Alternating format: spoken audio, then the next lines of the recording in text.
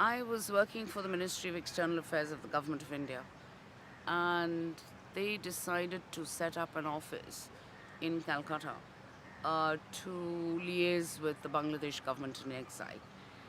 And I was a junior officer at that time, and they were looking for a Bengali speaking officer in Delhi. They needed to send somebody immediately, and most of them didn't want to come down to Calcutta. They felt this was probably, it would be negative for their careers. I have no idea why. And so they said, well, I'm afraid it'll have to be the girl. And I was interviewed to see whether I spoke and read in Bengali, and I said yes. And so I was sent here in May, sent to Calcutta in May 1971. And so establishing the office with the help of the West Bengal government, and then establishing the contacts, finding places for the Bangladesh government to stay in, a lot of logistics. We were working initially through the Deputy High Commission for Pakistan, which became the High Commission for Bangladesh on Park Street in Calcutta. And we were working through, I think it was Mr. Hussain Ali, who was the Deputy High Commissioner, and then he became the High Commissioner for Bangladesh. And then, of course, the government came in. They settled down. President Nurul Islam, Prime Minister Tajuddin, ministers Kamruzzaman, Mansoor Ali, Khondkar Mushtaq Ahmed. The Foreign Secretary was Mahbubul Alam Chashi. Talking to them, basically at two levels.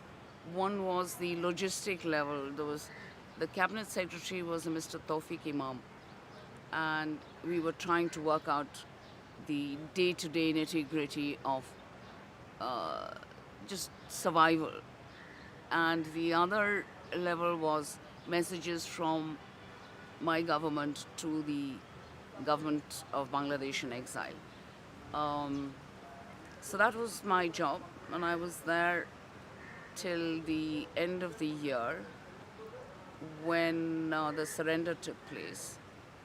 And after the Bangladesh cabinet returned to Dhaka, the first Indian delegation came, and I was a lowly scribe taking notes. It was a dreadful experience. Not for me, but what I saw. You must remember I was but I was young at that stage, and one had heard so much, and there was such a lot of hype, emotional hype about Bangladesh and what had happened. And when the seniors were resting in the afternoon, I just grabbed the car to move around the city because I wanted to see what had happened. And it was pretty awful, actually. I had to go to, I was taken to a medical center of some kind, I can't locate it now, where I had to meet the then health secretary to take down what they required in terms of immediate medical supplies. And there were women sitting there with this blank look in their eyes. I mean, it was awful. This is just a memory. A building with a government building, clearly, because it had that yellow paint, and a veranda outside, and along the veranda, and the rooms behind the verandas. Along the veranda, on the veranda, were these women, lots and lots of women. And basically they looked like rural or poor women. And they were very blank, and I asked the health secretary, I said, who are these women? They said, these are women who've been raped and not claimed by their families or thrown out by their families, whatever. It was a horror. It was a real horror. And then I made friends with there were some Bangladeshi journalists. Gradually I got to meet people who could tell me a little bit. And they took me to showing of a film where somebody had taken a film of, if you remember, the killing of the intellectuals. So this was this big ditch, and there were all these bodies lying there in the film. And we were watching, and they were lifting their heads up, and people in the audience were identifying them. Somebody would say, that is Dr. Rob, who was a heart specialist. And it was really awful for somebody who's not been exposed to violence to see the aftermath of a war. It was really very shocking, and I think that put me off war forever. What the people here suffered, I only got glimpses of because I was looking at it from the outside. It was not, it was like as though it was a little objectivizing what happened here.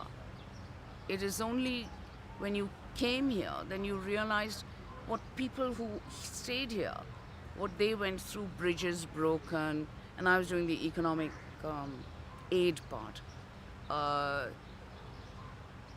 Condition of women, the disruption of social life in the villages. It was complete turmoil, post-war, presumably what happens post-war. And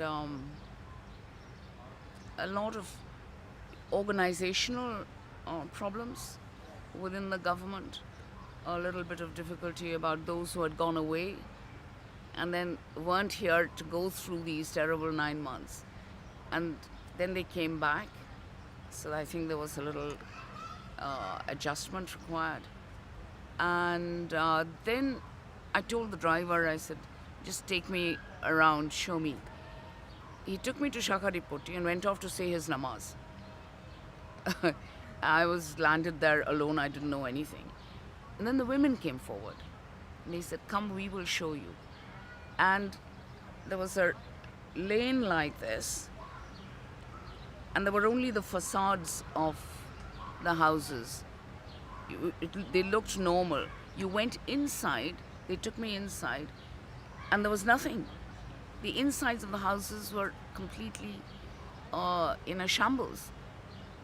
And these women took me up a staircase, which was along a facade, if you can imagine. And they were carrying lights, lamps in Brasso cans. And I was so scared that my synthetic sari would catch on fire. And they took me up and they showed it was complete rubble in the inside of the houses. And there was an angan, an open courtyard, where there was a well. And they said, we can't even use that water because there are bodies in it. Now, it was pretty awful. Of course, I didn't know how to react or what to say or what to offer. I did come and report back that, we need to get people from tell the Bangladesh government, because they will need some organizational help, to go and see what individuals have suffered in the city. But they had such a massive job. Coming back now, when I got the information and the letter, I just felt that it was amazing for a country to remember. It's overwhelming in my sense of gratitude that it is a part of my youth, it's a part of the formation of my approach to my worldview, as it were. And somebody says, well done, is absolutely fantastic. As I said, I feel a tremendous sense of gratitude. And I don't know of any other country which has ever said thank you.